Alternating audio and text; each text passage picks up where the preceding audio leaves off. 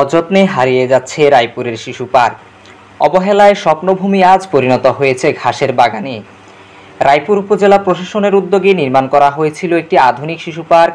লক্ষ লক্ষ টাকা ব্যয়ে নির্মিত এই পার্ক একসময় ছিল শিশুদের আনন্দ উল্লাস, পরিবারের অবসর সময় কাটানো এবং মানুষের বিনোদনের প্রাণকেন্দ্র। বিকেলে কিংবা ছুটির দিনে মানুষ দল বেঁধে আসতো এই পার্কে। শিশুদের হাসি খুশি আর খেলাধুলায় মুখরিত হয়ে উঠত চারপাশ। কিন্তু আজ সেই শিশু পার্ক যেন হারিয়েছে তার স্বাভাবিক রূপ। অযত্ন অবহেলায় ধীরে ধীরে এটি রূপ নিয়েছে এক বিরাট ঘাসের বাগানে। খেলার সরঞ্জামের ওপর ছড়িয়ে পড়েছে আগাছা, ভেঙে গেছে অনেক বসার চেয়ার ও খেলনা সরঞ্জাম।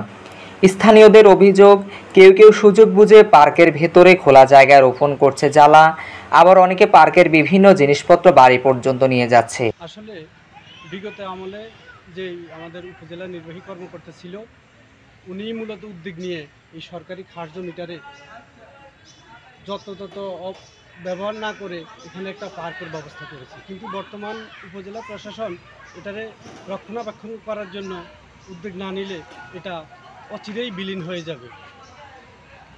আমি আশা করব উপজেলা প্রশাসন যেন সুদৃষ্টি দেয় এই পার্কের প্রতি।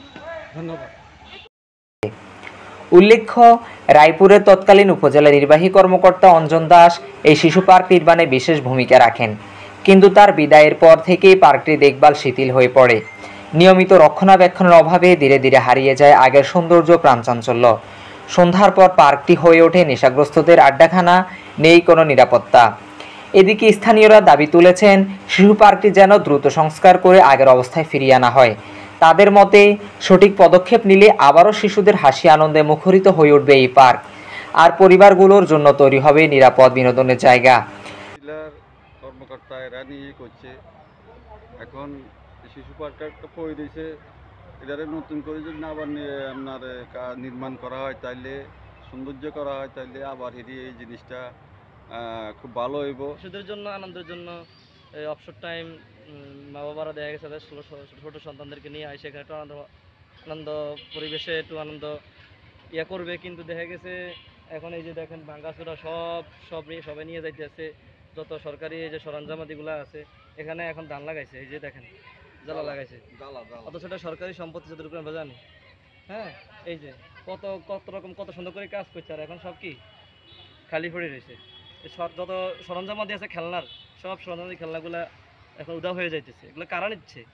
রক্ষণাবেক্ষণ নাই কেন? উপজেলা প্রশাসনের দৃষ্টি আকর্ষণ করছি আমরা। রায়পুর 5 নং ইউনিয়ন 9 নং ওয়ার্ড সরপাতা, আমাদের রায়পুর এলাকাতে একটা বিনোদনের জায়গা নাই। সরকারের ফিসে সরকারে একটা বিনোদনের জায়গা করে রাখি গেছে, এটার সমস্যা করার মতো লোক এখন নাই। কিছু অংশ এক জায়গায় লিজ না, লিজ বিভিন্ন জায়গায় আছে, লিজের অংশ আছে, আমরা লিজ খাইছি। ইদানিং কিছু ব্যক্তিগতভাবে এটার লিজ বন্ধ করে রাখছি, রাখার পরে আমরা লিজ দিতে পারি নাই 8-9 বছর। এরপরে এরা আমলে এরা জোর করি এখানে এটা করছে। তবে আমাদের খরিদার সম্পত্তি শুদ্ধ এরা আবাদ করিয়ে লেগেছে। কথা ছিল আমাদের এক সাইড করে দিব, আর এগুলো লিজের সম্পত্তিগুলো এরা আলাদা করি। এখন লিজ আর খরিদার সম্পত্তি একসাথে করিয়ে লেগেছে, আমাদের বাগান বাগিচা সব কাটিছে। এরপরে আমরা আইন আবার এটাও বলছে যে আপনারা আইনের কাছে যাইেন না, আমরা এটা সুষ্ঠু সমাধান করে দিব। এটা আর কোনো খবর নেই। তারপরে আমরা আইনের আশ্রয় নিয়েছি, আইনের আশ্রয় নেওয়ার পরে আইন আমাদের পক্ষে রায় দিছে। রায় দেওয়ার পরে আবার এরা এই শ্রেণীও কিছু করতেছে না। আবার আমরা দ্বিতীয়বার আবার হাইকোর্টের নোটিশ করার পরে তারপরে ডিসির কাছে নোটিশ আসছে, এটা বদ্ধ। তারপরে আমাদের সমাধানকরণ ছাড়া যেন কোনো কাজ না হয়, এই পর্যন্ত আজ 1 বছরের উপরে বদ্ধ। কিন্তু আমরা ডিসি ইউনের কাছে গেছি, প্রেসিডেন্টের কাছে গেছি, দিচ্ছি দিমু আসছি, এই অবস্থায় আছে। কারণ মানুষের প্রত্যাশা, বর্তমান উপজেলা প্রশাসন বিষয়টি গুরুত্ব সহকারে বিবেচনা করবে এবং দ্রুত শিশু পার্কটি পুনর্নির্মাণ ও সংস্কার উদ্যোগ নেবে। তাহলে আবারও শিশুরা ফিরে পাবে তাদের স্বপ্নভূমি, আর রায়পুরবাসী ফিরে পাবে আনন্দ উল্লাসে পুরনো পরিবেশ।